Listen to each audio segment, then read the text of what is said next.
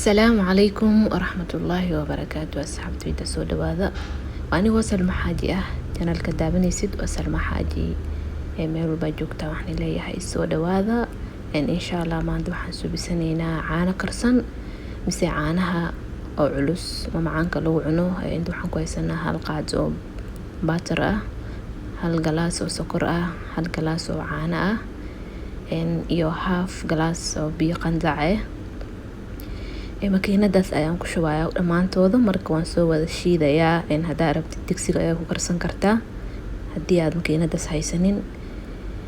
marka insha Allah marka waa isku soo darayaa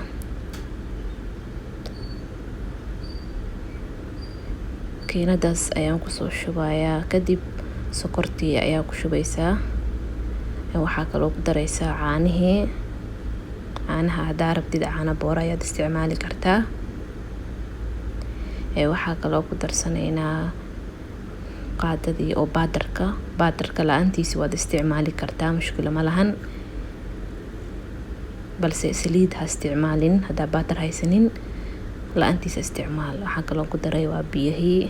marka insha Allah تجد المحبة والوئام يا أرض الكرام ما شاء الله بشمالها وجنوبها ay ugu soo baxeen insha Allah waxaan kala suubinayaa markaan saan u shiidid dabka ayaad saaraysaa adiga wax yar 30 daqiiqo mise 35 daqiiqo ayaad dabka saaraysaa sidii caanihii ay wax yar kuugu cuslaadaan ma sha Allah hada dabkii ayaan soo saaray dabkana waad u gaabinaysaa taas ayaad u walaaqaysaa waayo hadii oo aad walaaqay caanihii saas ayaad u walaaqaysaa ilaa caanihii kaaga noqdaan caano culus mise sidii hore aad soo shiidaysay ay ka dubnaadaan waxaa loo baahan yahay inaad si fiican u walaaqdid insha Allah waxaan filayaa dhammaantiina caanahan inaad ka wada hadali doontaan si walba ay ahaataba caanihii markii ay saarnaayeen 35 daqiiqo kadib caanihii way isbedeleen yani sidii hore sidan isku mid maahan isbedel weyn ayaa ka muuqdo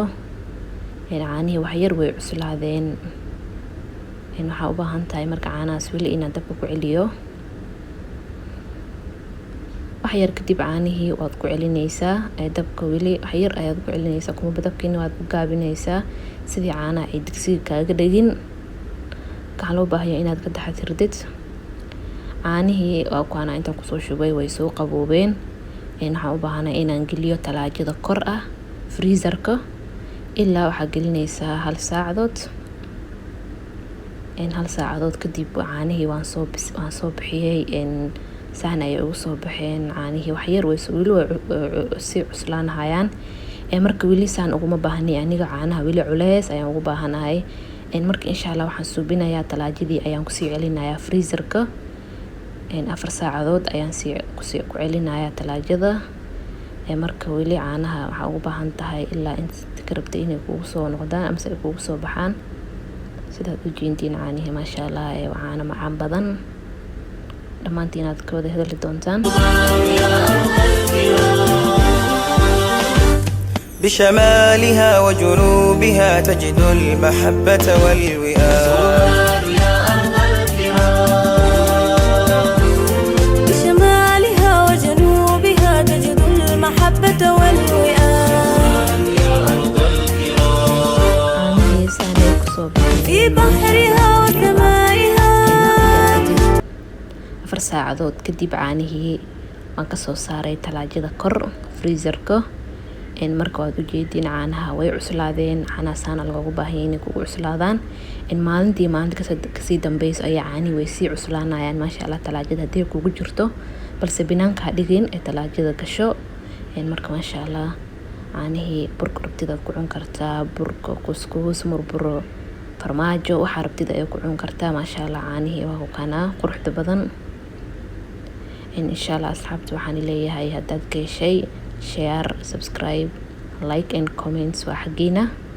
waxaan iga tagay sidaas iyo muuqaal kale soo